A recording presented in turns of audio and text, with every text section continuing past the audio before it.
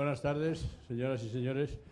Bienvenidos a la Academia de Ciencias, en el ciclo de Ciencia para Todos, que a pesar de que va llegando el verano todavía se mantiene en plena forma. Y hoy tenemos al profesor Marcaide, que es un conocido astrofísico. Él estudió, en la época que él estudió la carrera, no había universidad en el País Vasco, de donde procede como su apellido delata, y entonces estudió en Zaragoza, y luego estudió en la Complutense, y con su afán viajero, después estuvo en la Universidad de Edimburgo. A continuación hizo la tesis en el MIT, la tesis en astrofísica. El MIT pues es un centro que mucha gente piensa que es una escuela de ingenieros, y es efectivamente una escuela de ingenieros, pero se hace de todo: economía, derecho, sociología, química y, por supuesto, astrofísica. Después trabajó en el Max Planck. También me parece que tuvo una estancia en una empresa, trabajando en una empresa en Siemens, no sé si haciendo astrofísica, pero trabajando en una empresa. Es profesor de investigación del Consejo Superior de Investigaciones Científicas, pero decidió, bueno, pues reanudar una carrera académica y ahora es catedrático de la Universidad de Valencia. Él hace astronomía de una manera no muy común para los que no somos astrónomos, y es que la hace con ondas de radio, o sea que es un radioastrónomo, y por eso sabe tanto de agujeros negros y del centro de la galaxia. Así que yo creo que le dejo la palabra, que es a lo que hemos venido aquí a escuchar. Muy bien. Muchas gracias. Bueno, mi biografía no tiene tanta importancia, pero bueno, tampoco es que sea tan mayor como para que Euskadi no tuviera universidad. Simplemente no decidí no estudiar allá, o me gustaba más estudiar Zaragoza, que tenía mejor escuela de física, que es lo que dice. Bueno, pues mire, buenas tardes a todos. Entonces, el título de esta charla lo dice todo. Va a ser de agujeros negros masivos, y el centro de la galaxia va a ser un ejemplo de ellos, el más cercano a nosotros. Agujeros negros es ya casi un término común en periódicos y en conversación. La cuestión es, ¿existen? ¿Cómo se forman? ¿Qué son? Fíjense que aquí he puesto solamente agujeros negros, no masivos. Al principio voy a hablar de agujeros negros estelares. Los astrónomos, una de las partes de la astronomía que mejor estudiadas están es la evolución estelar. Es decir, cómo las estrellas evolucionan desde que nacen, en su edad adulta y en su tercera edad, digamos, hasta que mueren de una manera o de otra.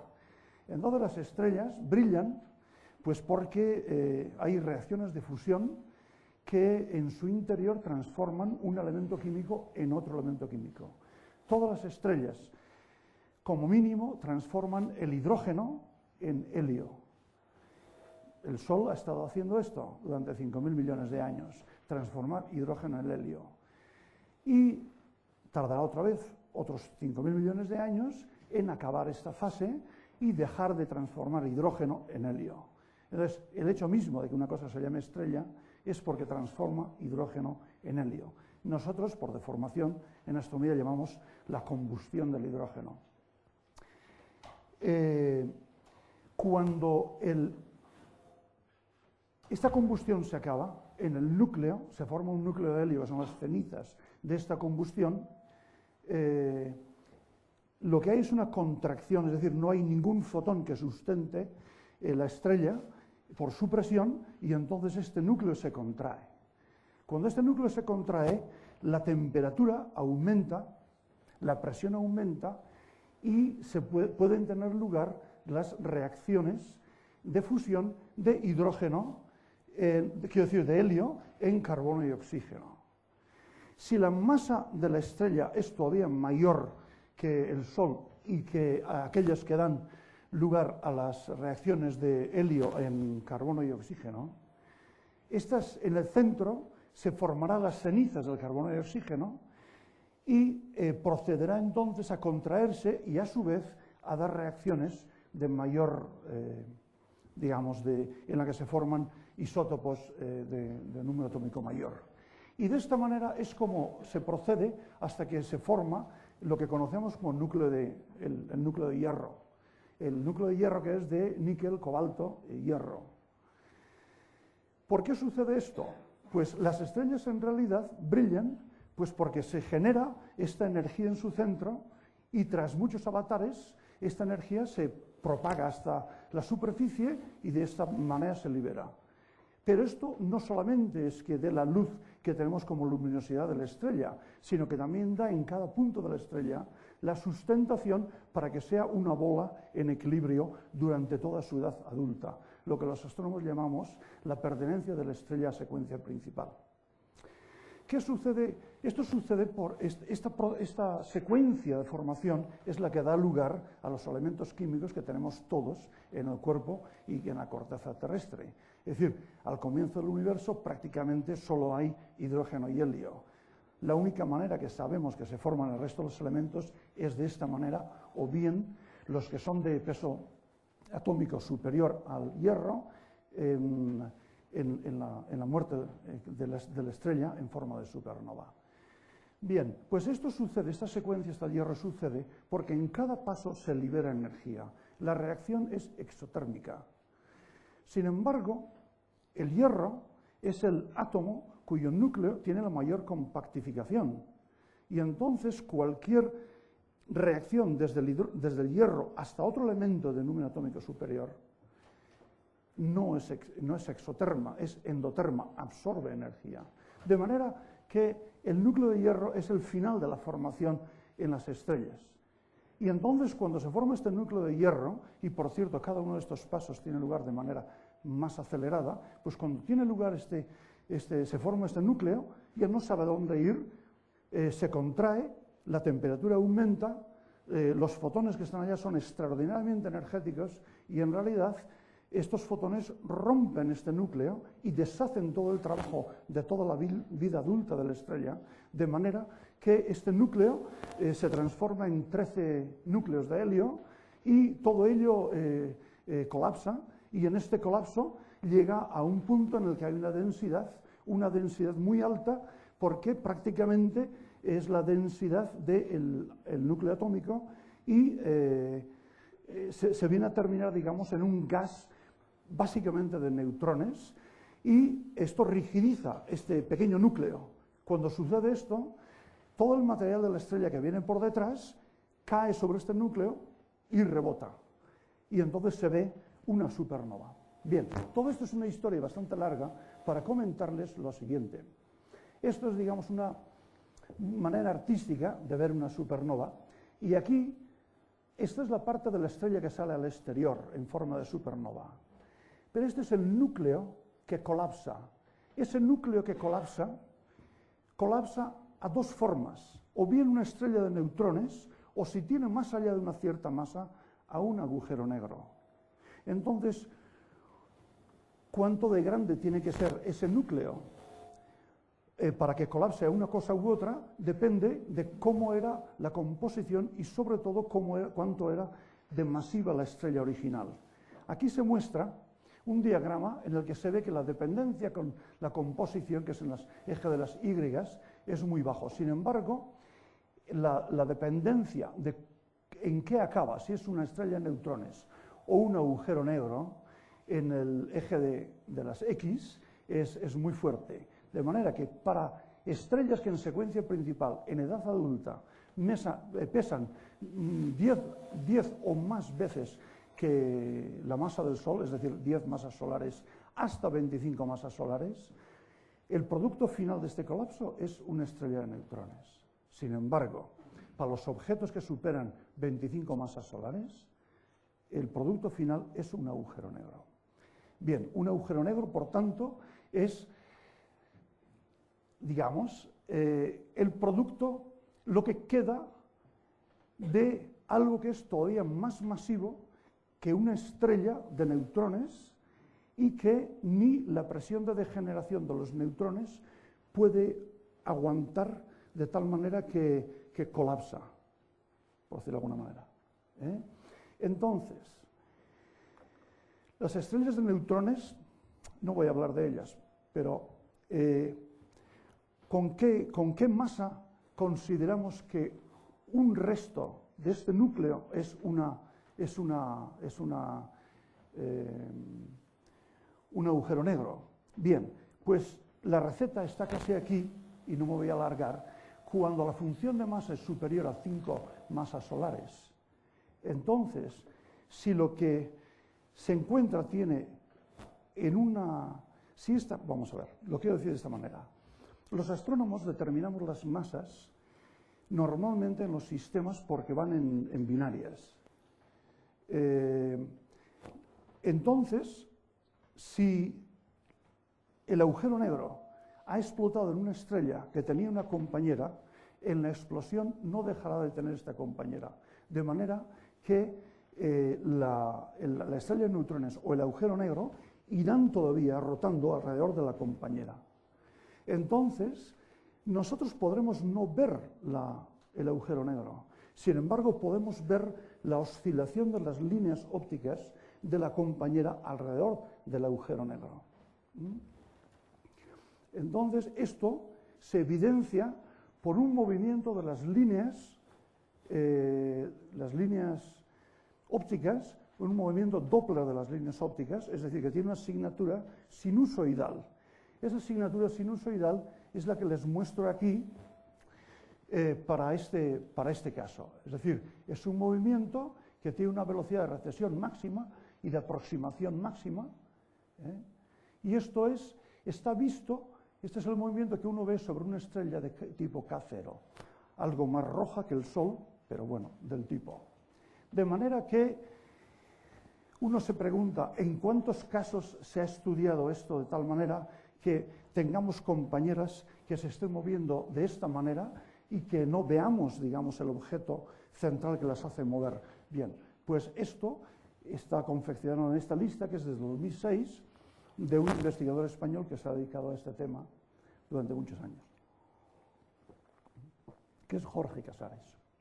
Bien, aquí ven que la determinación de la función de masa está puesta en esta columna y supera mayormente 5, y la determinación del objeto que no se ve y que tiene una X ahí, porque en general también es emisor de rayos X, pues nos da la masa, la determinación de la masa del agujero negro. Es decir, esto no es nada distinto que, digamos, conociendo la órbita de la Tierra y conociendo la distancia de la Tierra al Sol, el determinar cuál es la masa del Sol. Bien, entonces estamos aquí hablando de dos estrellas que van dando vueltas y que determinamos el movimiento de una, que es el movimiento, digamos, reflejo o, digamos, alrededor de la otra. Sin embargo, estas estrellas pueden no ser simplemente dos bolas, o pueden estar más lejos o más cerca. Para que se vea el movimiento, tendrá que estar relativamente cerca. Cuanto más cerca estén, y si una está en su fase de gigante roja, puede estar, digamos, ya bastante inflada, como se muestra en este dibujo, y entonces puede el material de esta estrella llenar lo que se conoce como lóbulo de Roche, y a través del punto L1 de Lagrange, que es un punto de ese lóbulo de Roche, estar en una situación tal que el material que alcanza ese punto tiene preferencia por caer sobre la estrella compañera. Entonces, si esta estrella compañera, que es el agujero negro, está en rotación, entonces se formará aquí de la caída del material de la estrella gigante roja, se formará un disco de acrecentamiento. Este disco de acrecentamiento estará ahí rotando y algunas veces su parte interior caerá sobre el agujero negro, y entonces, con un mecanismo que no viene a cuento en esta conferencia, se transformará parte de la energía que cae sobre el agujero negro en dos chorros que se emiten en direcciones opuestas a lo largo del eje de rotación del agujero negro. Repito, todavía estoy hablando de agujeros negros estelares, de unas pocas masas solares. Bien, esto esquemáticamente sería así: la estrella gigante roja dejando caer su material, no pudiendo evitar que su material caiga sobre el agujero negro, que como está rotando lo mete en circulación alrededor en un disco de acrecentamiento, y entonces la parte interior de él va cayendo en borbotones sobre el agujero negro, y los campos magnéticos y eléctricos que hay ahí lo que hacen es confinarlo, colimarlo y enviarlo a velocidades muy relativistas por los ejes de rotación. Bien, ahora voy a mostrar tres cosas muy sencillas. Una, que la incorporación de materia se realiza a través de ese disco de acrecentamiento, perpendicular al cual se inyectan los chorros de plasma relativista. La temperatura en el límite de Eddington. Bueno, el límite de Eddington, como está dicho debajo, creo, en fin, nosotros hablamos de, como el límite de Eddington, pues es el límite en el cual el material cae sobre la estrella, pero de tal manera que es crítico, o sea que la luminosidad de la estrella es tal que con un poco más no podría caer el material sobre la estrella. No tiene más interés. Pero bueno, si uno pone la temperatura en ese límite, depende esta temperatura de la masa como la raíz cuarta inversa. Y es una temperatura de 50 millones de grados, y con esa potencia. Es decir, que para un agujero negro, perdón, para un agujero negro de masa 10 masas solares, la raíz cuarta no es muy distinta de 1, de manera que la temperatura de emisión de la zona interna de este disco de acrecentamiento sería 50 millones de grados. Eso es la misma temperatura que, es la temperatura adecuada para la emisión de rayos X. De manera que de estos sistemas espera uno medir rayos X, detectar rayos X. Por otro lado, esta luminosidad se entiende como la transformación, digamos, de parte de la masa en energía. La parte de la masa que cae sobre el agujero negro, cinéticamente tiene esta luminosidad y entonces, digamos, la pérdida de esta masa nos da la luminosidad. ¿Qué es lo que sucede? Como aquí la masa es parecida al Sol, un factor de 10, pero el radio es muy pequeño, del orden de 10-20 kilómetros, la velocidad es muy alta. Y efectivamente hay un punto en el que esta velocidad puede ser como la velocidad de la luz. Y eso es lo que caracteriza lo que se conoce como el radio Schwarzschild, es decir, el radio al cual la velocidad de escape iguala a la velocidad de la luz. Pues bien, con estos conceptos sencillos vamos a atacar el tema. Microcuásar. El primer microcuásar, que se llama así porque el nombre se prestó de cuásar y es micro porque es muy pequeño comparado a un cuásar, y los cuásares existían desde 30 años antes, aunque no se conocían algunos aspectos relevantes para esto. Fue descubierto por Mirabel y Rodríguez, un uruguayo y un mexicano, en el año 94. ¿Qué es lo que observaron ellos? Observaron que un objeto que emitía en rayos X, del cual se dio cuenta Mirabel, cuando se observaba en radio en el cielo, esto es el año 1993, marzo 27, abril 3, abril 9, abril 16, abril 23 y abril 30. En cuestión de un mes aumentaba su tamaño considerablemente y parecía que salían componentes de un punto, y en este momento han pillado ahí, desdoblándose una componente, y observaron que un lado era más brillante que el otro.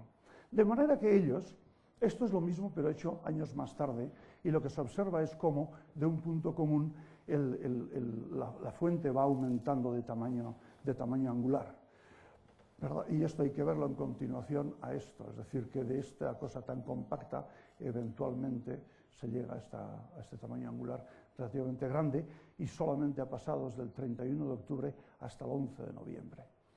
Bien, pues ¿qué es lo que encontraron ellos? Que el movimiento aparente de separación de este objeto en el cielo, para una fuente que se conocía a su distancia como 12.000 parsecs, era de 1.5 veces la velocidad de la luz, era superior aparentemente a la velocidad de la luz, es decir, era un objeto superluminal. Esto y un conocimiento de otras cosas de la geometría les hicieron determinar que la velocidad intrínseca de separación en el sistema de referencia propio es de 0.95 veces la velocidad de la luz. Este era un objeto del que se conoce que tiene una rotación en 33 días y tiene una velocidad orbital de 140 kilómetros por segundo, etc.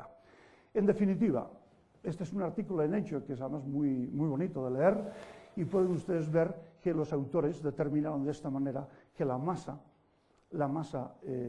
tenía 14 más o menos 4 masas solares. Esta fue la primera determinación de un objeto estelar compacto que no se veía y que tiene 14 masas solares, es decir, el primer agujero negro. De estos objetos, en este momento solo hay 16. O sea que en total no es que se conozcan muchos agujeros negros estelares. A verlos, haylos, pero se conocen del orden de la treintena entre los microcuásares y las determinaciones ópticas. Eso, meramente con eso que encontraron mis dos colegas, no hubieran concluido ellos lo que concluyeron si no hubieran tenido la suerte de que 10 años antes había habido un sistema que también expulsaba sus componentes de parecida manera, pero en este caso, afortunadamente, se conocían también las líneas ópticas que venían de estos chorros. ¿Y por qué digo esto? Pues porque desde 20 años antes, esto es en el 84, desde 20 años antes se conocían los cuásares, pero los cuásares, varios de ellos dan velocidades de expansión que superan a la velocidad de la luz por factores de 10 y hasta 40, de manera que no están del todo aceptados que la interpretación fuera correcta, o bien que la distancia no estaba bien determinada, o bien que lo que se medía no era lo que era. De manera que había una cierta incredulidad en la parte óptica de los astrónomos, y entonces este objeto, que se conoce como SS433, hizo que esta incredulidad desapareciera.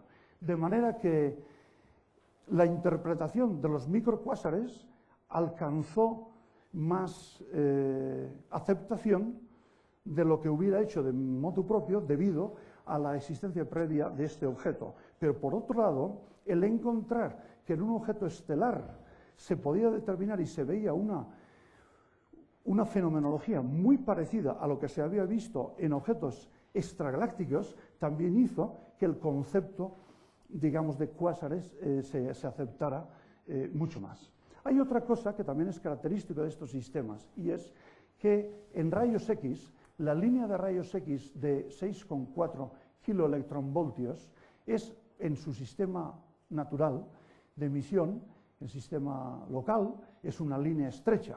Sin embargo, cuando se observa que tiene un ala muy pequeña en la parte alta de energías, y en cambio en la parte baja, es decir, como corrida al rojo, un ala muy grande. Esto se explica de manera natural en el sentido de que la emisión de esta línea de rayos X,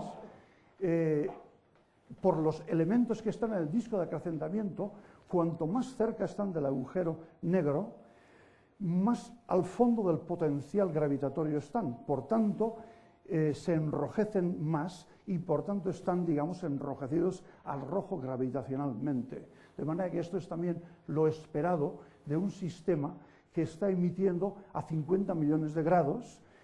Se ve esta línea y se ve enrojecida en la parte que le toca. Bien, entonces, como decía, microcuásares como el que acabo de hablar en algún detalle, pues los hay en este momento 16. Característico de ellos es que tienen como 10 masas solares, luminosidades de 10 a la 37 ergios por segundo, es decir, 10.000 veces la luminosidad del Sol. ¿A qué ritmo se comen el material que está en el disco de acrecimiento? Pues a una parte en 1.000 millones de masas solares por año, o sea, muy lentamente. Y la temperatura del disco, como decía, pues es del orden de 10 millones de grados. Entonces, estaba hablando de agujeros negros estelares, pero mi título es agujeros negros masivos. Entonces, ¿dónde está la diferencia? Bueno, antes de entrar en ello, quisiera también tomar una referencia de tipo histórico. Esta imagen de aquí es la imagen en radio, en colores falsos, del Cisne A, que es una radiogalaxia. El tamaño es, de aquí a aquí, es 120.000 parsecs, es decir, del orden de 400.000 años luz. O sea, es una distancia muy grande. Esto presenta mucho detalle, pero en los años 70, cuando se hicieron los primeros interferómetros de radio, es decir, radiointerferómetros en Cambridge, Inglaterra, lo que se encontró es que en esta zona había emisión radio, parecía un lóbulo grande, y aquí un lóbulo simétrico, sin ninguna explicación. En aquellos momentos también había entrado, por otras razones, de las explosiones supernova, la radiación sincrotrón en la astrofísica, de manera que se dijo, bueno, pues debe ser radiación sincrotrón, lo que no sabemos es por qué se produce. Entonces, también en Cambridge, Lyndon Bell y algunos colegas, para explicar esto, que cada vez que, según iba pasando el tiempo y el sistema se iba mejorando, iba encontrando cada vez más definición y se veía que tenía algo que ver quizás con esto que estaba aquí en el centro, que emitía en radio muy débilmente y que es una galaxia gigante de tipo CD, pues hicieron la hipótesis de que, bueno, igual lo que sucede es que en esta galaxia gigante, en su núcleo, lo que hay es un agujero negro masivo, es decir, un agujero negro de millones de masas solares. Y este agujero negro masivo, en rotación, lo que está haciendo es de alguna manera transformar el material alrededor suyo en dos chorros que salen en la dirección del eje de rotación, y el material sale, pues tendrá que salir a velocidades muy relativistas en dos chorros y alimentar a estas dos zonas que están muy alejadas. Es decir, era una explicación muy esotérica para el momento. Estoy hablando del año 68, creo. De manera que hubo un intento de ver si esto podría ser verdad, y entonces todos los instrumentos, todos los radiointerferómetros, durante años y años, se encargaron de estudiar el objeto con cada vez más precisión. Esta imagen que les muestro es, de hecho, la primera imagen que se hizo en radioastronomía utilizando una supercomputadora. Es una imagen hecha con el primer Cray que había en Los Ángeles. Y lo hicieron estas tres personas, Perley, Carilli y Dreher, y lo que mostraron es que efectivamente había un conducto tenue desde el mismísimo centro, vamos, desde la mismísima galaxia hasta estos lóbulos. De manera que la idea entonces propuesta de que material que emitía radiación sincrotrón, una vez interaccionara con los campos magnéticos y tal, se podría entender por un material que había salido, electrones relativistas que salían de aquí, se movían a casi la velocidad de la luz hasta acá, y en este lugar se encontraban como una pared y se chocaban contra esta pared, se frenaban y se alborotaba la cosa, y con los campos magnéticos y los electrones pues daba lugar a la radiación sincrotrón, ¿no? Es decir, que sería un poco como si yo enviara dos chorros de electrones relativistas en las dos direcciones y no pasara nada, ustedes no vieran nada hasta que golpean las dos paredes, ¿no? Y entonces, al golpear las paredes, pues están los fuegos artificiales, y eso es la emisión sincrotrón que se ve ahí, ¿no? Bien, en blanco y negro esto es lo mismo, que es como más me gusta a mí mostrarlo. De manera que de esta manera esta hipótesis pues empezó a ganar terreno. Y entonces los cuásares en sí, por otras características, se conocen desde el año 63. Y han visto que esto es del año 84. En los años 80 también ya se veía que había movimientos relativistas, pues porque se encontraron que el 10% de los cuásares son emisores de radio. Y un porcentaje no despreciable de estos, que son muchos miles, pero vamos, en números son, vamos, el pequeño porcentaje al que me refiero serán un par de decenas, también muestran movimientos superlumínicos, es decir, que hay movimientos relativistas. De manera que, de alguna manera, los cuásares estaban caracterizados ya antes de que se descubriera el microcuásar en el año 94. Y entonces, de una manera menos cuantitativa que hoy día, uno caracterizaba el cuásar como un objeto central de 1.000 millones de masas solares con una luminosidad de 10 a la 43 ergios por segundo, es decir, 10 a la 10 más que los microcuásares, con un ritmo de crecimiento de 10 masas solares por año, es decir, que es un gargantúa, y por aquella dependencia de la temperatura, de la masa, aquella dependencia con respecto de la masa en la temperatura de emisión en el límite de Eddington, que va como la masa a la raíz cuarta inverso, para un disco de acrecentamiento mucho más grande, quiero decir, para un agujero negro mucho más grande, entonces la temperatura de emisión sería más pequeña, por 2 órdenes de magnitud. Es decir, que aquí se ganan 8 órdenes de magnitud y la raíz cuarta de 8 órdenes son 2 órdenes de magnitud, que es lo que se ve en estas temperaturas, ¿no? Bien, pero por lo demás la fenomenología es la misma. Entonces, les he mostrado antes el caso del Cisne A, pero vamos, ahora le quiero mostrar que esto es otra radiogalaxia, 3C31. Aquí, digamos, la pérdida de energía tiene lugar ya prácticamente según se sale del núcleo central, y aquí se muestra esta misma radiogalaxia en rojo sobre una placa óptica en azul, y aquí se hace un blow up, como se llame, se agranda y se ve cómo viene este chorro del mismísimo centro de la galaxia, y aquí pueden observar que hay una distinta coloración, y esta distinta coloración aquí se debe al disco de acrecimiento. Bueno, no es el único caso. Por otro lado, hay muchos sistemas en los que hay radiogalaxias, en los que se ven los globos, y también se conoce el radiochorro muy compacto que tiene lugar desde el centro. Este es un cuásar, esta es una radiogalaxia gigante, hay otros casos más. Hay un caso particularmente importante, y es el de Virgo A en radio, por ser el objeto de radio más brillante de la constelación de Virgo, y en el óptico conocido como M87, por ser el número 87 del catálogo de Messier. Curtis, el año 1917, observó que en esta galaxia elíptica, que es enorme y que es la que domina el cúmulo de Virgo, lo que había es, cuando uno compensaba de alguna manera el brillo de la galaxia elíptica, se veía un chorro bien alineado, pero no entendiendo de qué iba, no le dio más importancia. Y así vivió el sueño de los justos durante 80 años. Pero en realidad, cuando se empezó a observar en radio, como verán en la diapositiva siguiente, bueno, se lo voy a mostrar, pues esa imagen es muy parecida a una imagen que se hace en radio. Y también cuando se pudo observar con rayos X este objeto, se vio que había una emisión del núcleo de rayos X, la debida al disco de crecimiento, y una emisión de este punto, que es un choque, donde, bueno, pues también se entiende, se tiene que dar rayos X, ¿no?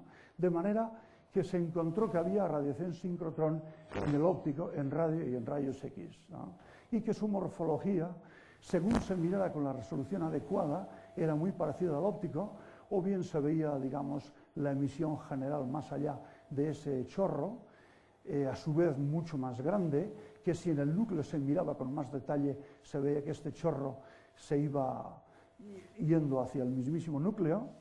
Y entonces estas observaciones están hechas con un interferómetro de 27 kilómetros de diámetro, pero cuando uno utiliza toda la Tierra para hacer estos estudios, una longitud de 18 centímetros, pues también se ve que este chorro va hasta lo más dentro que se puede mirar. Y cuando se utiliza 1,3 centímetros, pues también hay emisión. Hasta el punto de que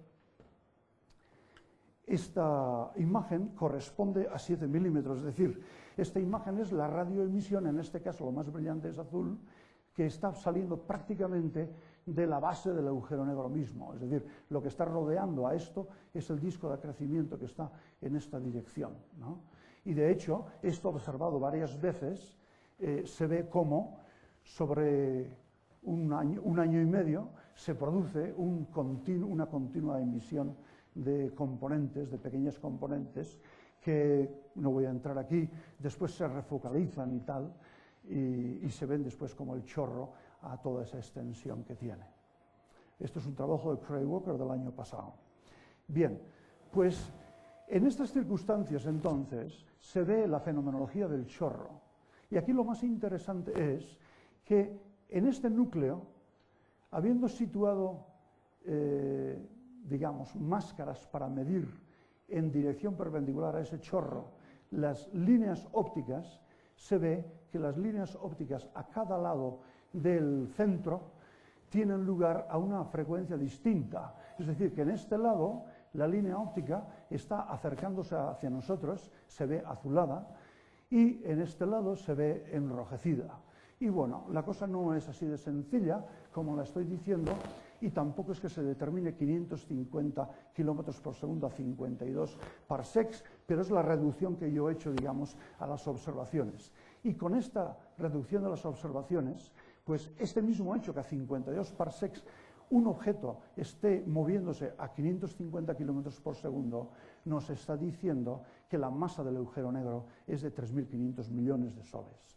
O sea, esta es una determinación basada en el movimiento del gas alrededor del agujero negro en este disco de acrecentamiento. O sea, que estas máscaras están puestas a cada lado del disco de acrecentamiento con respecto al agujero negro masivo. De manera que el esquema, un poco como si fuera que uno sacara el cigüeñal del coche, es este, ¿no? Uno tiene el agujero negro, de este agujero negro está rodeado por un disco de acrecentamiento, que está aquí puesto en blanco por estar brillante, que es el que emite en rayos X en su parte más interior, y en rayos X más blandos en su parte exterior, y viene seguido pues, por otra sección de disco de acrecentamiento, en el cual hay emisiones de ultravioleta, y en su parte más exterior del óptico, y a su vez eso viene seguido de otra parte donde se emite en el infrarrojo, en el óptico y en el infrarrojo, y a su vez esto se sigue por otra parte más fría, en la que se emite en el infrarrojo y donde hay máseres de agua que sobreviven a temperaturas mucho más bajas, ¿no? Entonces, todo esto es el disco de acrecentamiento, y se ve mejor en esta película que está hecho por un discípulo mío y un amigo alemán. Entonces van a ver ustedes por debajo y por encima, y pasamos este disco de acrecentamiento. No sé, igual hay mucha luz para verlo, pero bueno.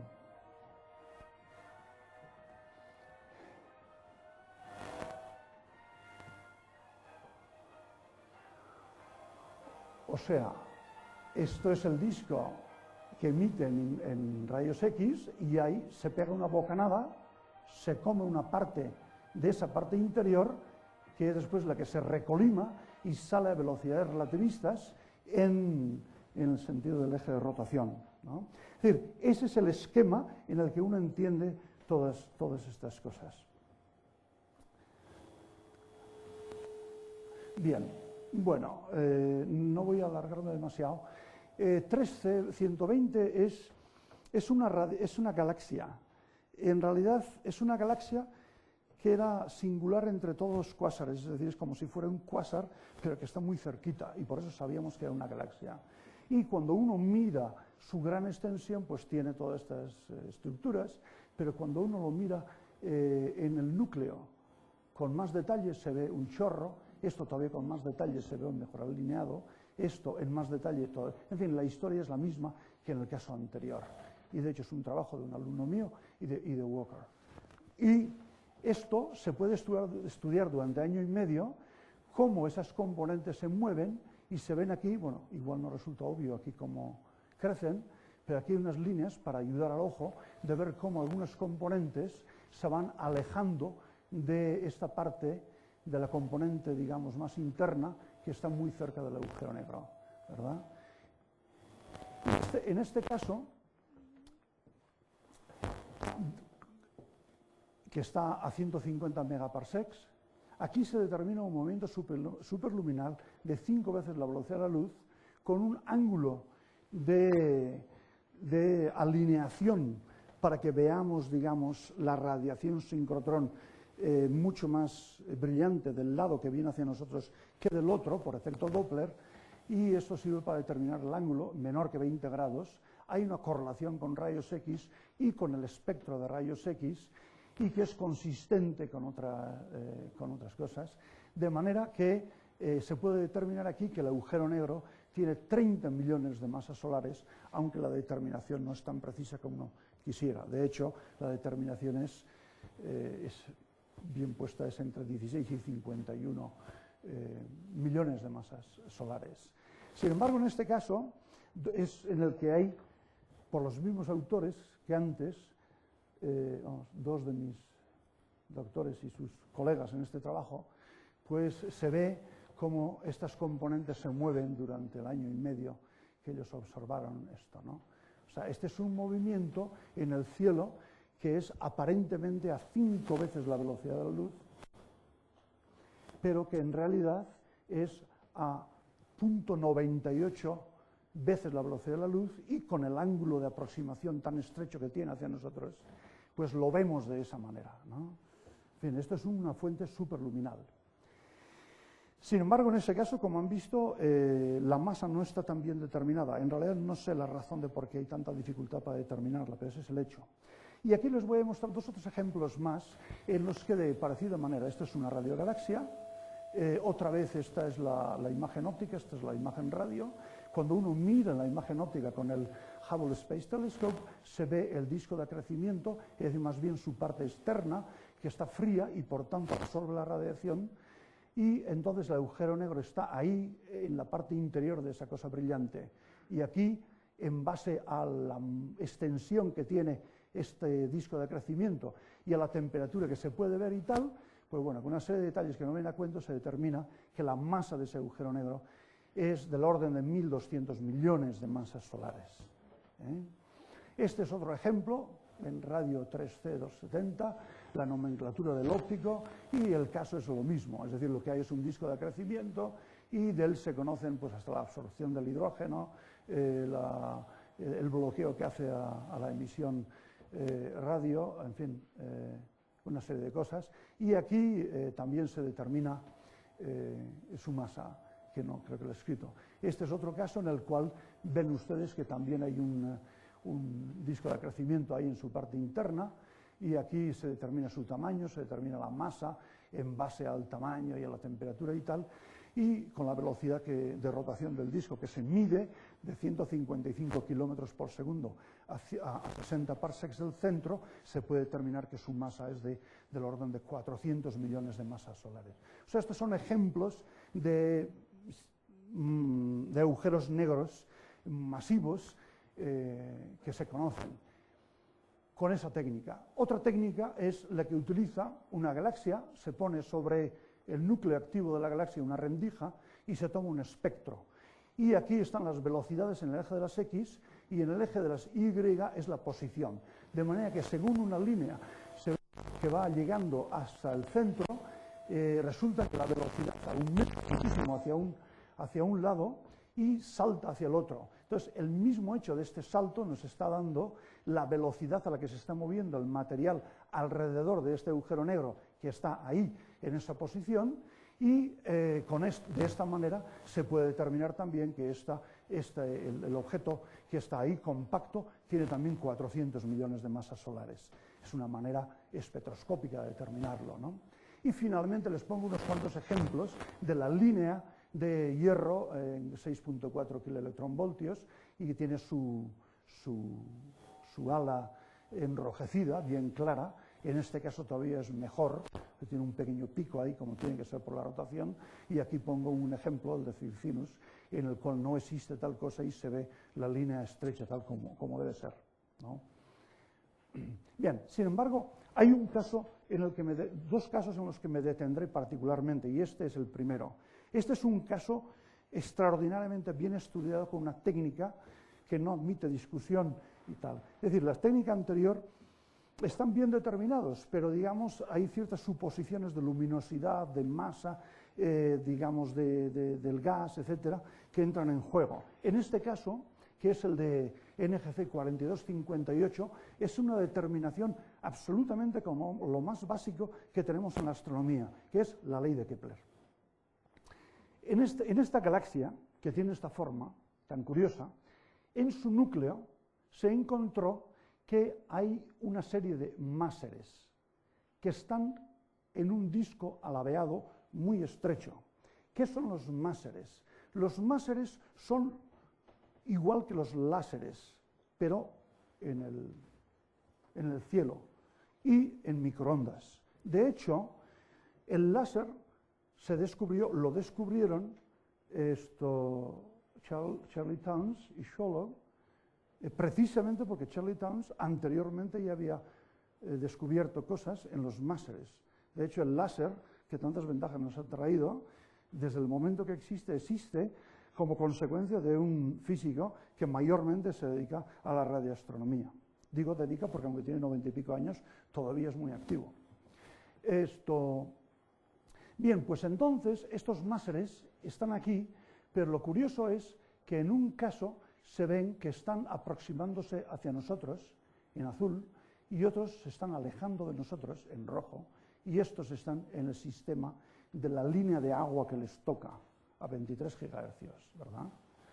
Entonces, en esta galaxia conocemos razonablemente bien a priori su distancia, se conoce su velocidad sistémica, es decir, cómo se está alejando de nosotros, con una precisión de 4 kilómetros por segundo sobre 400, o sea, un 1 por 100. Entonces, cuando uno estudia cómo se están moviendo estos máseres en función de la distancia con respecto al núcleo, lo que se encuentra, lo que encontraron en el año 95 Miyoshi y compañía, trabajando en Harvard, en realidad el líder del grupo es Jim Moran, pues es que efectivamente el movimiento de estos máseres exactamente ajusta la gráfica que debe ajustar para un movimiento kepleriano. O sea, es un movimiento kepleriano perfecto. De manera que solamente de esta manera se determina ya directamente la masa del objeto compacto en el centro que da lugar a este movimiento de los máseres. Y en este caso resulta ser resulta ser de 40 millones de masas solares. Esta es una determinación cinemática, directa. Bueno, hay más detalles que puedo contar de ello, pero vamos, aquí simplemente he cuantificado el radio interno de ese disco, que tiene 0.13 parsecs y va a una velocidad de 1080 km por segundo. El radio externo está a 0.25 parsecs y va a 770. Si uno hace las cuentas, uno ve que exactamente es el movimiento kepleriano, pues a precisión de un 1%, 2%. Bien, esto era en el año 95. Este mismo grupo, el año pasado o hace 2 años, presentaba estas nuevas gráficas del disco alabeado, ¿verdad? Y de las máseres que están a la misma velocidad sistémica que nosotros, las que están corridas al rojo, las que están corridas al azul, y este es el ajuste de hace 2 años, ¿no? Es un ajuste extraordinario a la ley de Kepler. De manera que en este caso la determinación es absolutamente cinética. En fin, que lo que he querido es mostrarles cómo los astrónomos en este momento sabemos que hay agujeros negros masivos y cómo se determinan sus masas, ¿no? Es decir, la conclusión es la de arriba. Los agujeros negros masivos son comunes, y su masa se puede determinar con varios métodos, 3 o 4 que les he mostrado. Y si alguien quiere ver cuánto se conoce en la actualidad a fecha de hoy, lo que tiene que hacer es apuntar esta dirección, y hay un astrónomo dedicado en exclusiva a la determinación de agujeros negros masivos, que es Gebhardt, que mantiene esta página él personalmente. O sea que ahí están todos los ejemplares que se conocen hasta este momento.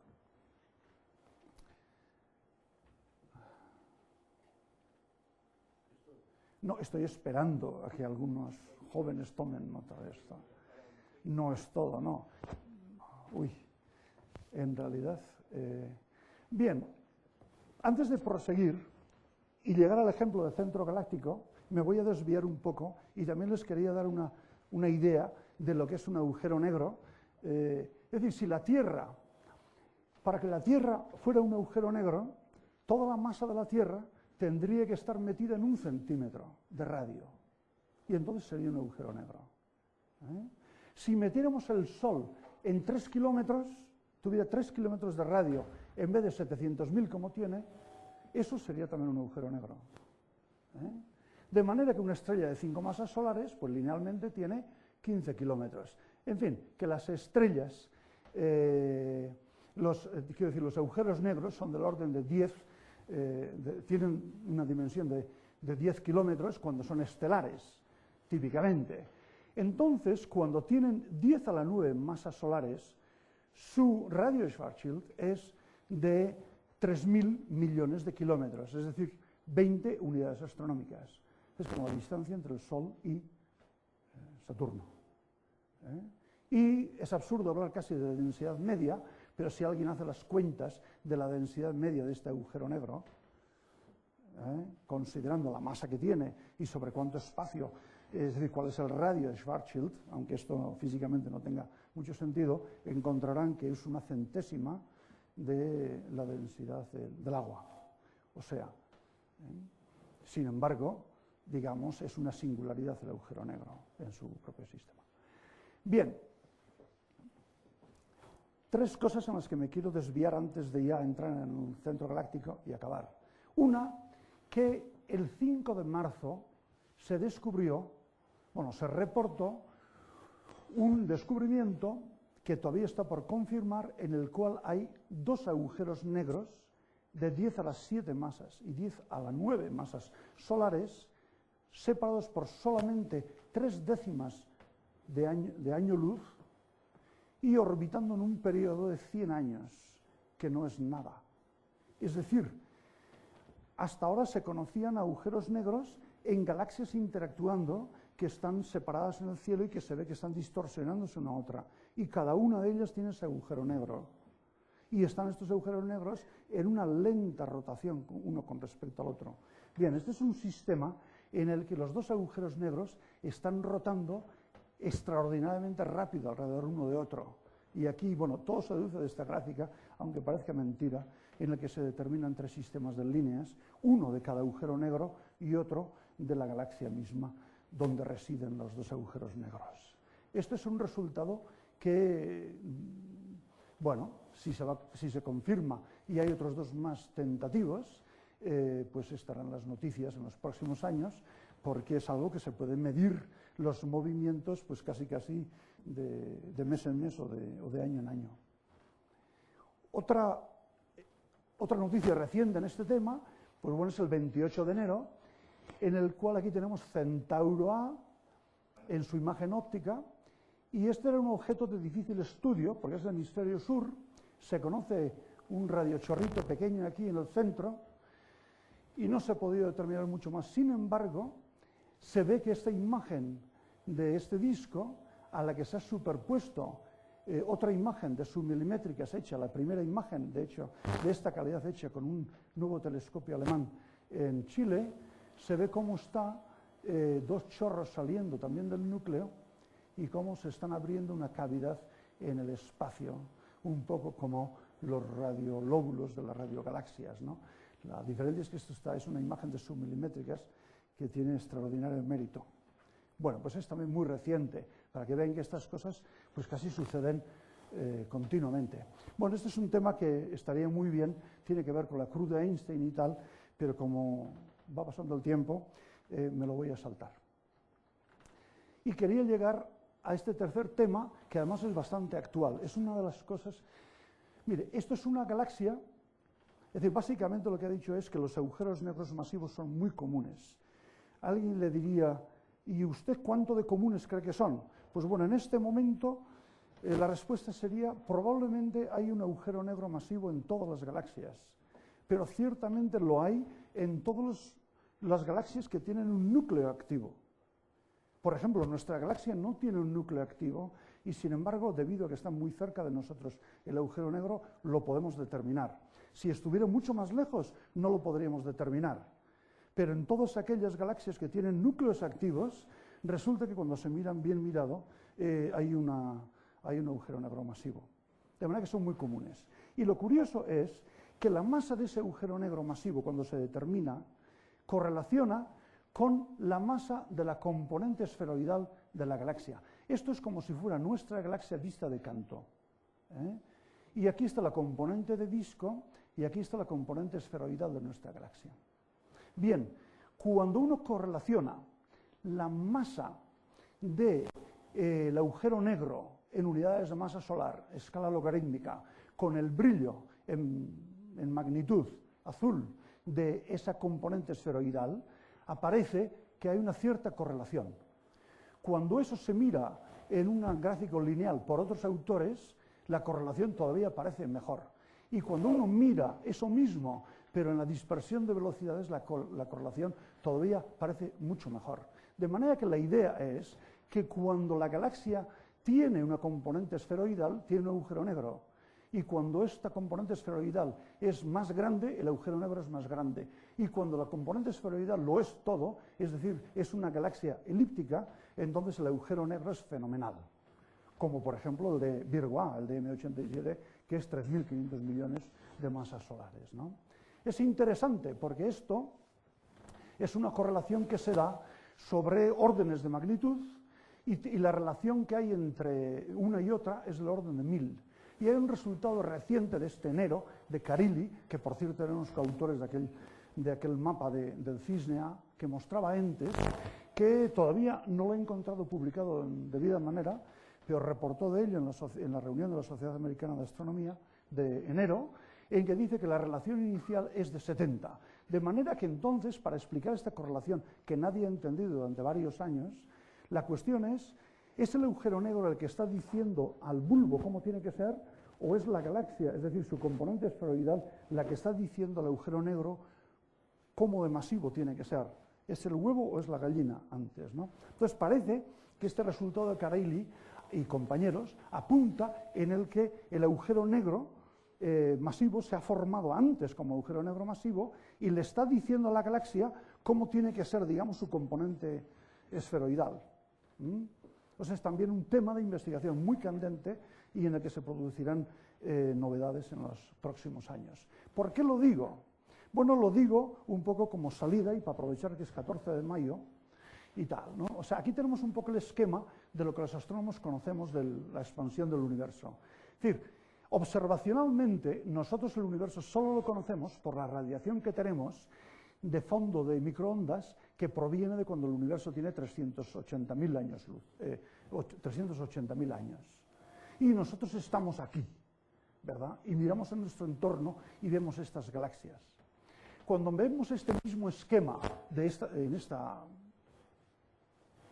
representación, lo que conocemos es digamos, la temperatura de la radiación que proviene de ese momento de desacoplo de la radiación y de la materia. Y nosotros estamos aquí y estamos mirando hacia atrás y conocemos el universo hasta un corrimiento al rojo ciego, salvo por un objeto que desde hace 2 semanas o un mes lo conocemos y tiene corrimiento al rojo 8,2. Entonces, se encuentran cuásares y galaxias incluso en este borde. Pero por otro lado, aquí se ha dibujado en verde, hay un dato que viene, bueno, voy a saltar esto, un dato que viene de un análisis de un satélite que no se ajusta por los datos del modelo del universo, que ajusta el resto de los datos, y es este que indica que hay una posible reionización a corrimientos al rojo de unos 10. ¿Por qué saco también esta colación? Bueno, pues porque en realidad para que se dé esta reionización, lo primero que tiene que haber son explosiones supernovas, que son las que ionizan todo el medio que le rodea. Pero para que haya eso, primero tiene que haber estrellas. Y entonces, igual es la evidencia, si nos remontamos de Z a zetas mayores, de que efectivamente primero se forman las estrellas, son muy masivas, del orden de 100 o 200 masas solares, y entonces tienen lugar su vida, es meramente menor incluso que 1 millón de años, prácticamente todas ellas explotan al unísono y ionizan todo el universo en todas las direcciones, que es un poco lo que apunta este dato. ¿Y por qué esto es interés? Pues porque hoy, a las 15 horas 12 minutos, ha partido de Kourou un satélite que llevaba 2 instrumentos, 2 observatorios astronómicos, el Herschel y el Planck. Y el Planck está justamente diseñado para estudiar este tipo de cosa, todo esto en más detalle, esta ionización en muchísimo más detalle y también la polarización de esta radiación. De manera que a partir de hoy, si todo va bien, porque el lanzamiento ha salido bien, pues esto que estamos hablando ahora como posible y especulación, pues dentro de 3 años igual se puede contar lo mismo de otra manera muy distinta. Y bien, también un poco por decirles a los jóvenes que están aquí que uno siempre habla casi del pasado. Yo he tratado de traer algunos resultados recientes, porque claro, siempre uno habla del pasado, pero el pasado puede ser remoto o inmediato. Y lo interesante de esto, y de otras muchas cosas que pasan en la astronomía hoy, es que las cosas más interesantes pues son muy recientes, y donde hay realmente es futuro. Es decir, que el pasado está bien, pero lo que importa es el futuro, y entonces, precisamente, toda esta parte del universo está sin explorar. O sea, así como hemos explorado todo esto, toda esta parte está sin explorar. Yo le llamo universo joven, pues porque es el universo en su edad más joven, y además es el universo para los jóvenes, para que lo exploren en el futuro, jóvenes como este jovencito y otros, ¿verdad?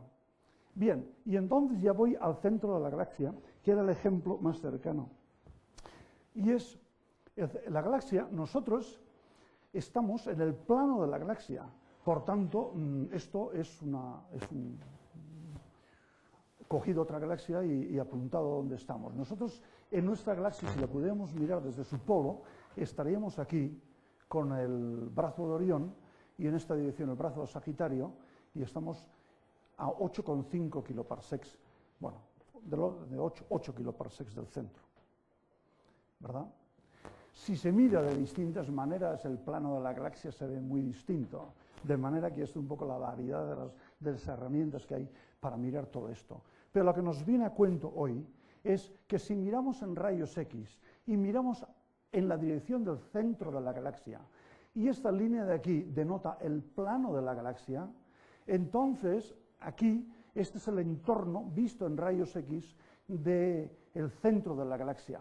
Y en ese centro de la galaxia está Sagitario A estrella, que es como los astrónomos, de manera rara y por razones históricas, llamamos al agujero negro del centro de la galaxia, de nuestra galaxia. Pero ese mismo centro, si uno mira en el infrarrojo, con una dimensión de 200 parsecs, pues se ve de esta manera, es una cosa complicada. En el óptico no se puede mirar, porque hay 21 magnitudes de extinción hacia el centro galáctico, de manera que uno lo mira en el infrarrojo, lo mira en rayos X o lo mira en radio. Pero también, si uno mira en este cuadradito que parece que no hay nada, pues aparecen todas estas estrellas. O sea que cuando uno mira y la dimensión es de 18 años luz en la imagen, también está lleno de estrellas. Y cuando uno mira ese cuadradito, pues resulta que también está lleno de estrellas y solamente tiene 4 años luz de dimensión.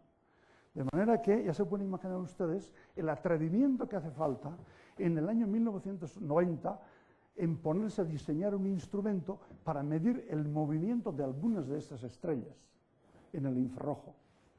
Claro, eso a veces se suele pagar con el premio Nobel, se suele recompensar con el premio Nobel. Y eso es lo que seguramente pasará. Pero vamos, eso mismo que les he mostrado en el óptico, cuando se ve en radio tiene esta pinta. Y cuando se mira esta zona interior, pues tiene esta pinta, mucha emisión y una emisión filamentosa que recuerda un poco las fulguraciones solares. Y es también debido a la emisión sincrotrón, ¿verdad? Mira, uno ve una estructura así, un poco tipo triaxial, y después, pues, una emisión sincrotrón de esta manera peculiar. Y si uno mira todavía ese centro, todo ello en radio, con un interferómetro conexo en Estados Unidos de 27 kilómetros de distancia entre los elementos más distantes, pues se ve esta misma estructura que se ve aquí, pero además se ve un punto muy brillante. Un punto brillante que, utilizando interferómetros del tamaño de la Tierra, pues hemos estudiado durante años, pues muchos de nosotros. Y ese es Sagitario A estrella y es el centro galáctico. Entonces, bueno, esta es una película que también voy a saltar. La cosa curiosa es, volviendo a las estrellas, es que cuando uno mira a las estrellas en el entorno de Sagitario A estrella, se ve que ellas permanecen, en fin, el movimiento de la cámara, por mucho que se estabilice, pues todavía se ve ese movimiento, pero la magnitud de las estrellas permanece constante. Sin embargo, Sagitario A estrella mismo tiene una tiene una periodicidad en su luz, ¿no? Pero lo realmente importante es lo que hicieron inicialmente en Múnich Reinhard Genzel y su equipo, y más tarde, pero no mucho más tarde, en Caltech, en California, Andrea Ghez y su equipo, que es mirar a las estrellas infrarrojas durante años y determinar cómo se están moviendo. Estos son 10 años de trabajo y lo que han hecho es mirar todas las posiciones que tiene esta estrella, que es S2, ¿verdad?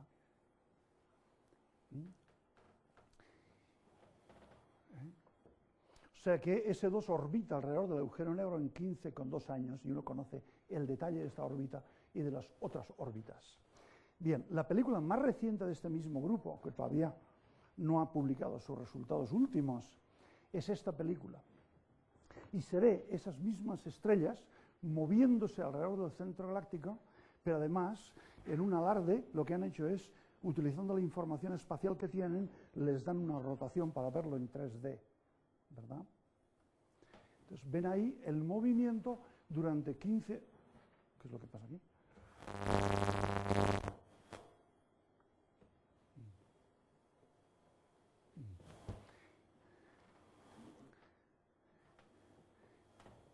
Ese es el movimiento que este equipo ha determinado en un trabajo sobre unos 15 años, ¿no?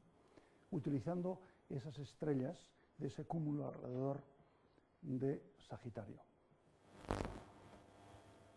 Bueno, y con ello, ya hace años, determinaron que la masa de este agujero negro era 2,6 millones de masas solares. Bueno, había algunas suposiciones que hicieron que han cambiado eso, entre ello olvidaron, o no se sabía en ese momento, y yo en este momento tampoco sé por qué existe una correlación, pero hay una correlación con la distancia que hay al centro galáctico. Y de hecho, otro grupo, Harvard, dirigido por Mark Reed, lo que hizo fue determinar el movimiento aparente en el cielo del centro galáctico. Como ven aquí, pues entre varias épocas, casi una observación al año. Esto sirve para determinar la distancia del centro galáctico y es muy sencillo. Nosotros, por el movimiento de las estrellas, sabemos que nos movemos alrededor del centro galáctico a una velocidad de unos 220 kilómetros por segundo. Y entonces, para determinar la distancia, basta con realmente ver cómo el centro galáctico se proyecta sobre el fondo de cuásares, ¿eh? Y esto es lo que ha hecho el grupo Harvard. Es decir, si yo estoy viendo a este señor, lo veo alineado con las sillas que van que están situadas detrás de él, pero si me muevo con respecto de él en esta posición, pues ya sale una orientación completamente, vamos, cambiada, bien cambiada. Ese movimiento angular es el que se produce por el movimiento de nosotros, es decir, del Sol alrededor del centro de la galaxia, y eso es este movimiento, de manera que utilizando, bueno, para que vean lo complejo que es este trabajo, estos datos son del último artículo de este año del grupo de Caltech, y se ve aquí el cuadrado de las estrellas que estudiaban. Y esta es con la técnica que utilizaron durante muchos años y con una técnica depurada. Bien, este grupo ha determinado que la masa de este agujero negro está correlacionada con su distancia y que esto es, digamos, las curvas de probabilidad, y que, por tanto, pues tiene del orden de 4 millones de masas solares.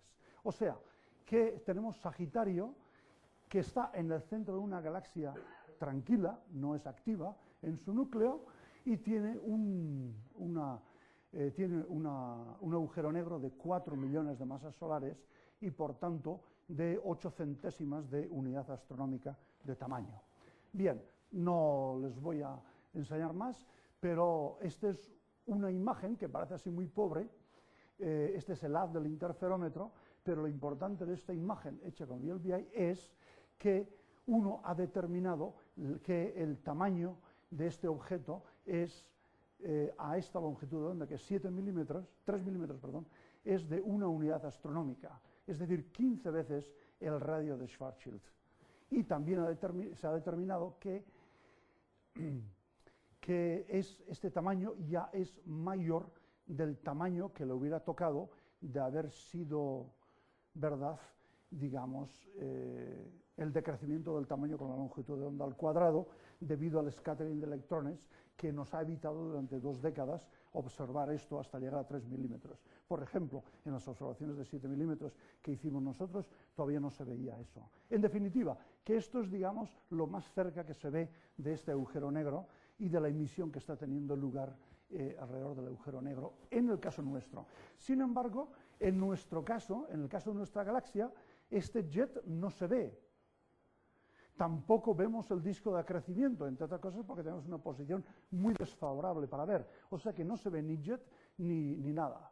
Sin embargo, el espectro sagitario es similar a los núcleos de otros núcleos activos y sabemos, por esta cinemática de las estrellas en el infrarrojo, que tiene 4 millones de masas solares. Es decir, que en el caso más cercano, y aunque no es activo, también tenemos una determinación de un agujero negro masivo. Y también es cierto esto para la siguiente galaxia más cercana, que es Andrómeda. Y con eso, pues bueno, pues prácticamente ya acabo, dándoles las gracias por su atención y ya lo ven ustedes. Muchas gracias.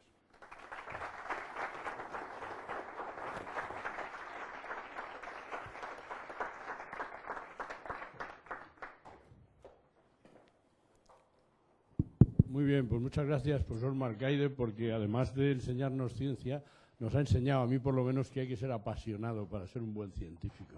Es una conferencia muy apasionada, no pasional, que es bastante distinto. Bueno, se abre un turno de intervención, si alguien quiere hacer algún comentario. Un momento.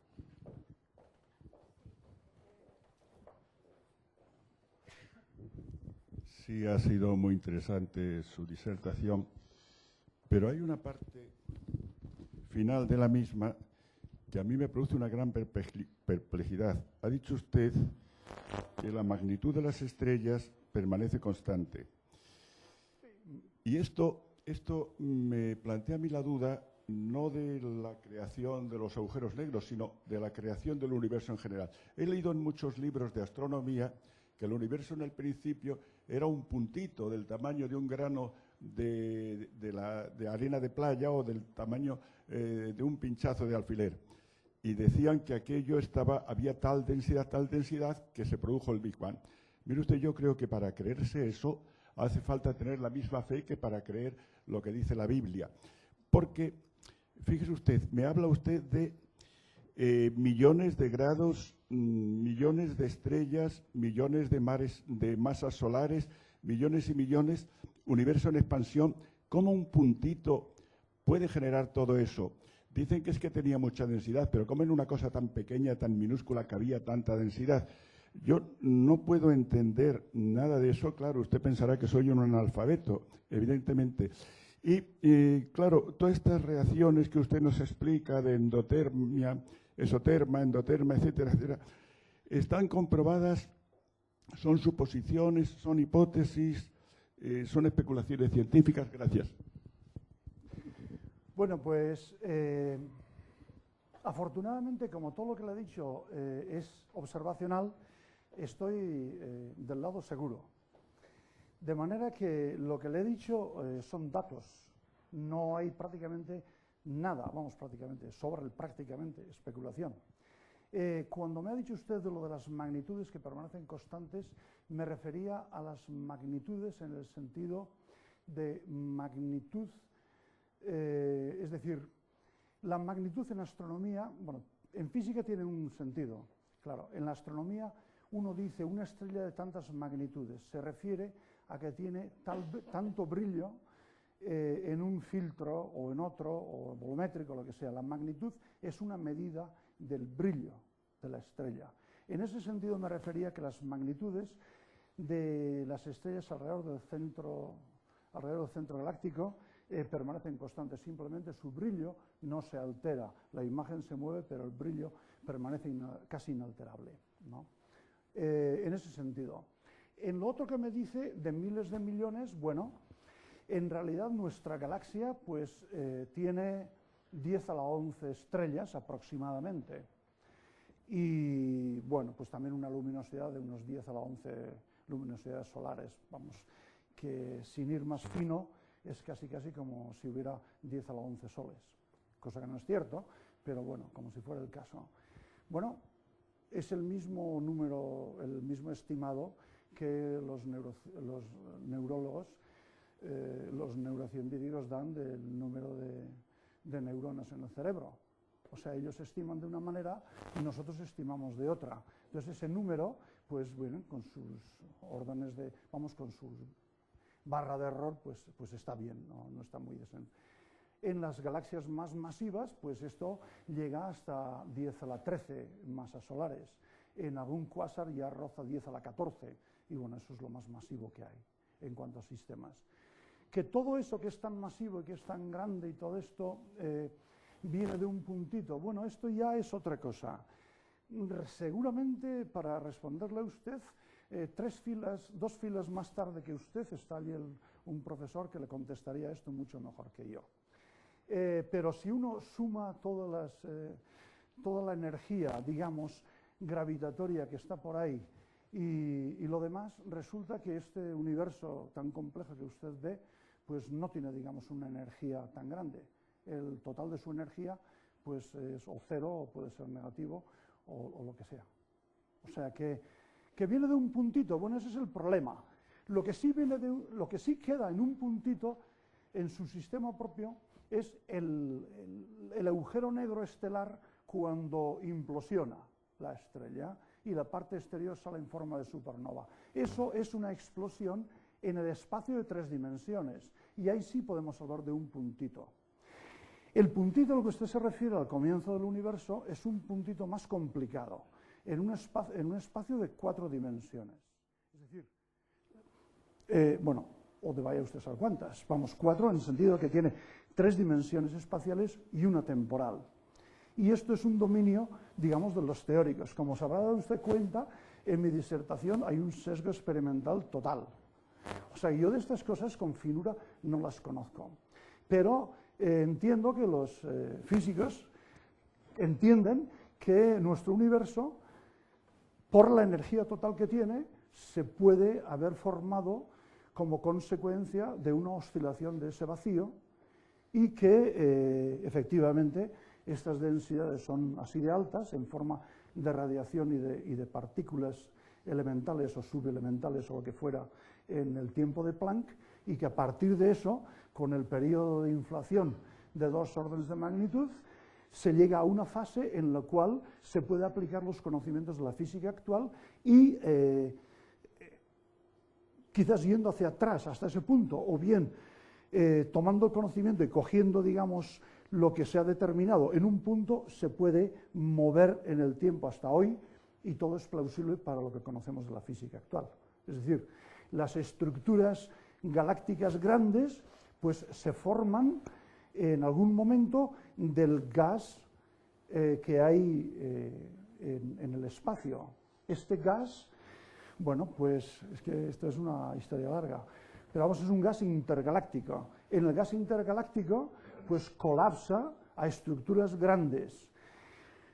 Y ahora no sé cómo decírselo, porque en esta siempre ha sido desde hace unos 10 años o más la cuestión de si cuando estas nubes de gas se colapsan, dan lugar primero a las estrellas y después, digamos, a la estructura galáctica, o si primero se forman las galaxias, los pancakes o lo que fuera, y después se forman dentro de estas galaxias las estrellas, ¿no?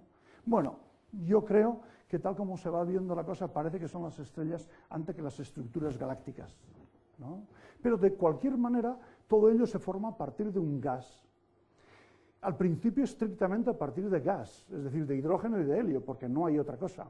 A partir de las primeras estrellas, pues a partir de hidrógeno, helio y el resto de los componentes que se han ido formando en el interior de las estrellas y que han salido al espacio otra vez en forma de supernovas, y entonces quedan depositadas y pues tiene elementos como carbono y silicio y magnesio y lo que fuera. Y esto en la segunda generación de estrellas ya se forman con esta composición. Y así pues hay varias generaciones, ¿no? No sé qué más le puedo decir a lo que me ha dicho usted, pero un acto de fe yo creo que nada más. Es lo que hay después del Big Bang. Antes del Big Bang. Sí, bueno, yo en primer lugar le quería decir que soy de letras, porque le va a parecer una tontería la pregunta que le voy a hacer. Yo soy de Historia del Arte, pero me encanta este tema, aunque no sé nada. Yo tenía entendido que los agujeros negros no tenían masa, porque como usted habla de masa del agujero negro, me extraña, y yo lo que tenía entendido era que el agujero negro no tenía masa, que era pura gravedad, y que todo lo que se acercaba a él lo chupaba. Claro, ¿Por qué se habla de masa? Porque tiene masa. Pero la gravedad no tiene masa. La gravedad que tienes porque tiene masa. Es decir, dentro, para un observador... ¿Es un agujero o no? Vamos a ver. Para un observador que mira este agujero negro desde fuera, el agujero negro pues tiene un horizonte, que es el radio de Schwarzschild, porque cualquier cosa que se vaya acercando hacia el radio de Schwarzschild se va ralentizando y cada vez lo hace de manera más lenta y tardará infinito en llegar hasta el radio de Schwarzschild. En su propio sistema, un agujero negro pues debe ser un punto, una singularidad en el que toda la masa que tiene está en un punto. Pero eso es si yo estuviera en el agujero negro. O sea, no es una... ¿Cómo se lo diría a usted? Vamos, el agujero negro lo que no tiene es, como decía John Wheeler, que se acaba de morir, no tiene pelo. Sea de lo que sea, lo único que da lugar es a la masa. Es decir, los agujeros negros se caracterizan solo por su masa y por su rotación. O sea, no son un agujero, no es solo gravedad, tiene masa. Bueno, no, es que la gravedad es consecuencia de la masa que tiene. Yo pensaba que era una gravedad sin masa. Es que no Vamos hay. a ver, la gravedad se puede dar porque haya masa o porque haya una energía, que usted le puede llamar como quiera, que es equivalente a una masa, pues visto a través de la fórmula de Einstein de mc cuadrado. Pero eso es lo que es, la energía. O sea que el agujero negro tiene masa. Masa, lo que caracteriza un agujero negro. Sumamente compacta y por eso tiene tantísima gravedad, ¿no? Eso es, eso es. Es decir, si el agujero negro, la cosa más cercana a agujero negro en el camino hacia el agujero negro es una estrella de neutrones. Una estrella de neutrones tiene unos 10 kilómetros, 15 kilómetros, y tiene una densidad como la densidad de los núcleos. Solo que en el núcleo hay protones y neutrones.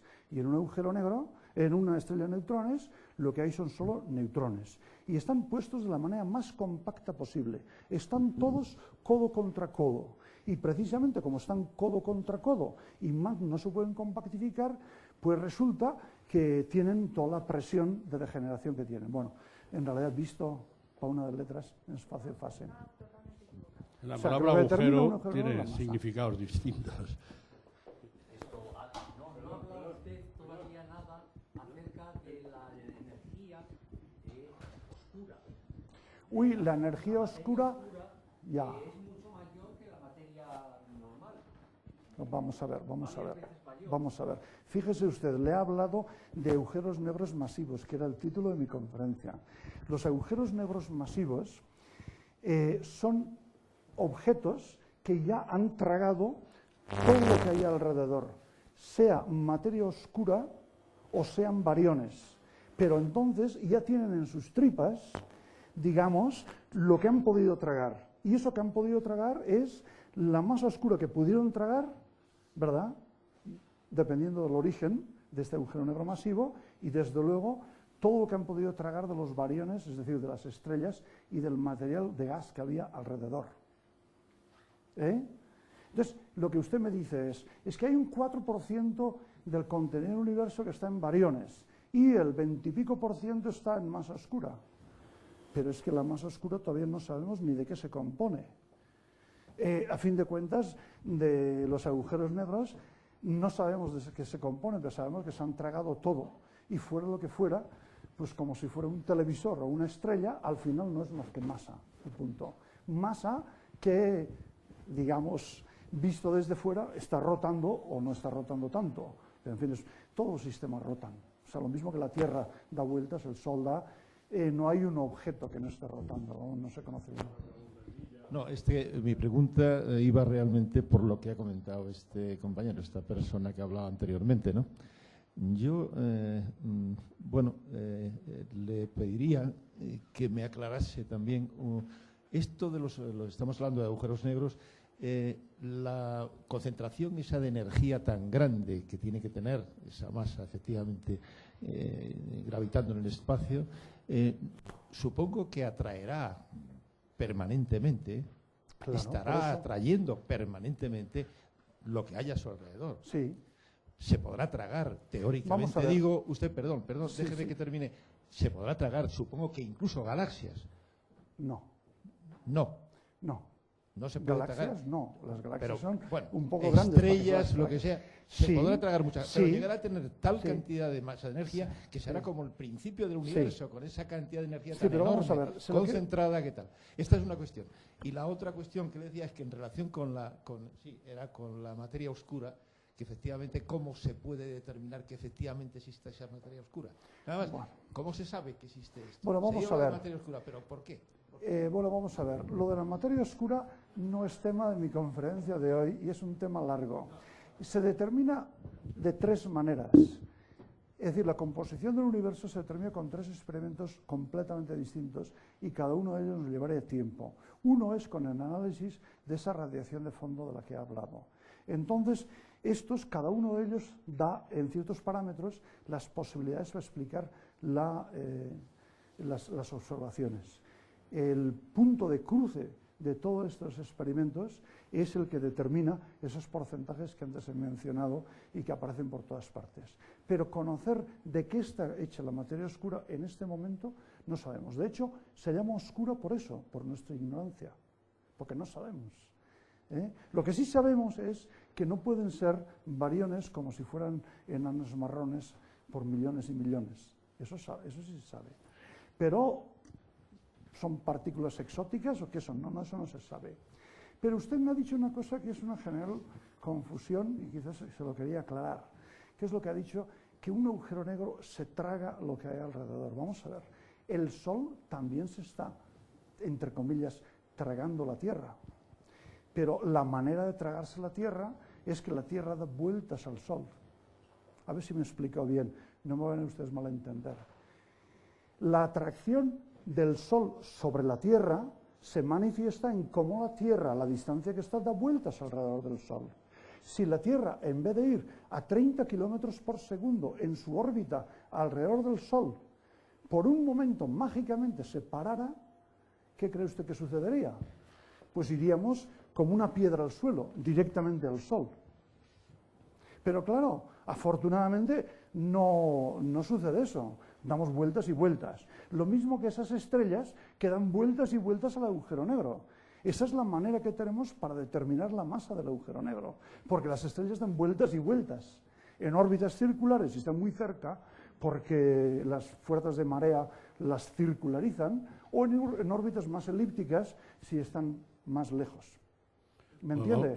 O sea que el caer sobre un objeto tiene que ver con qué velocidad lleva.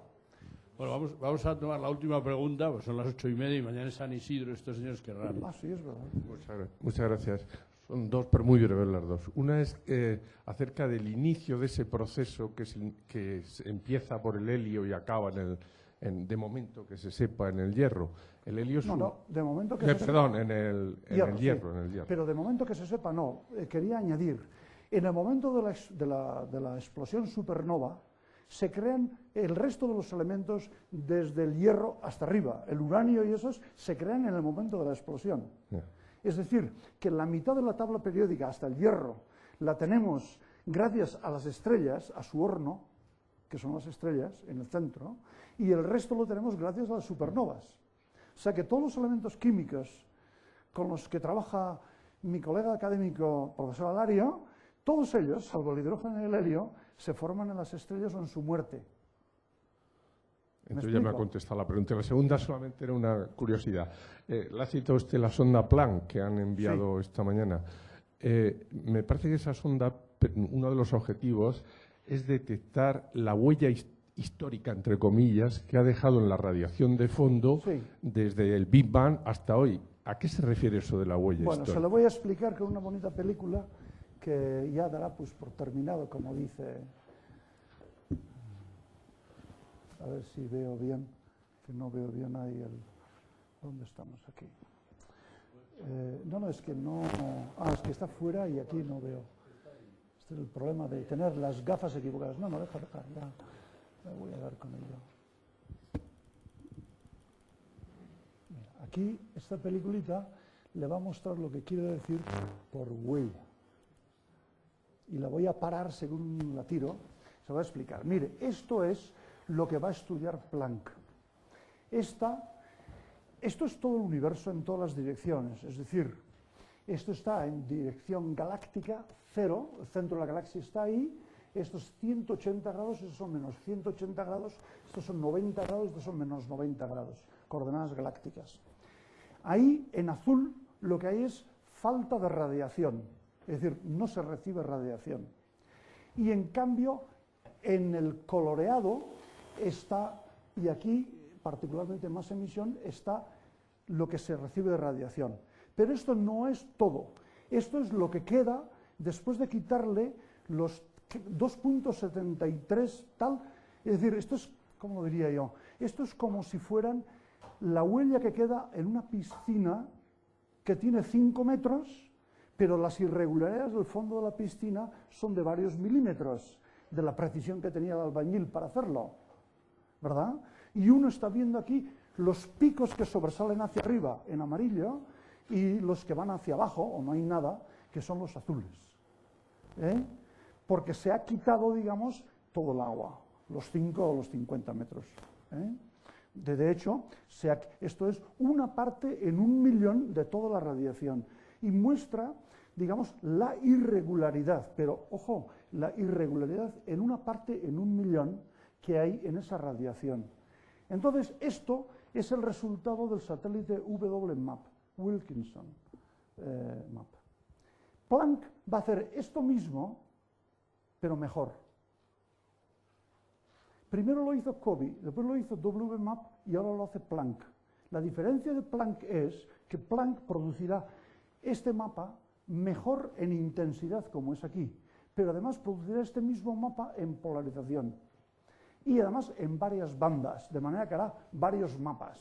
Y de esa manera se podrán tirar varias películas, como la que le voy a mostrar a usted. Entonces, la idea de esto era para mostrar cómo... A ver si lo... No, ya va. Te falta un poco de paciencia. Es decir, lo que quiere decir esto es que aquí, de esas irregularidades, se forma todo el universo que también extrañaba al otro señor. Pero se forma a partir del material, de la materia, mientras que la radiación viaja independiente de la materia. Y digamos, este punto de aquí es radiación, mientras que esto de aquí es materia. Es materia que no emite radiación, pero esto es gas. A partir de ese gas se van a formar las estructuras y lo va a ver como la película hace un zoom hacia el azul, ¿ve? A una zona que es azul. Y ahí ahora va a empezar usted a ver el gas que hay. Y este gas en el tiempo va evolucionando y se forman las estrellas, ¿verdad? Y la jerarquía de las galaxias o lo que sea, ¿verdad? Y los filamentos y los vacíos que hay en el universo.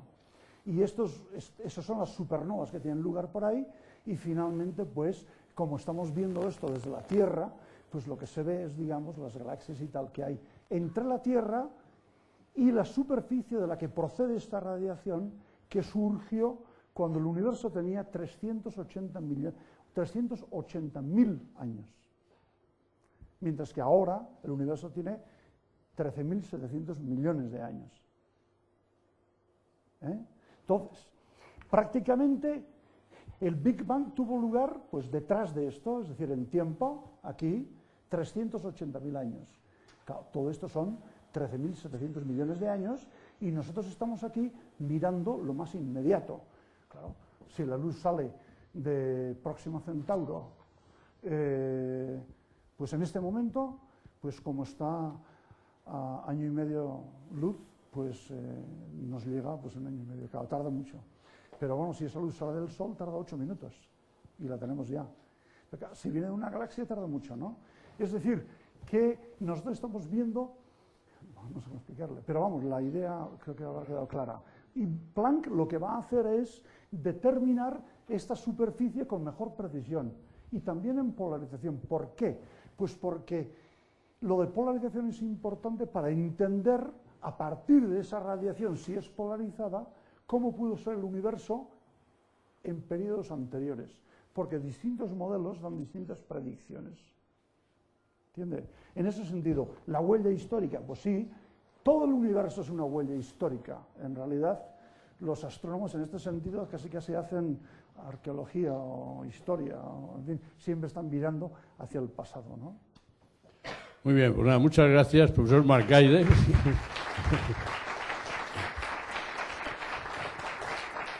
Y el próximo jueves tenemos otro problema científico que el profesor Llamas va a resolver diciendo que no es difícil resolver el problema del agua en España. Así que si están ustedes interesados en ese problema o cuán importante, aquí les esperamos. Muy bien.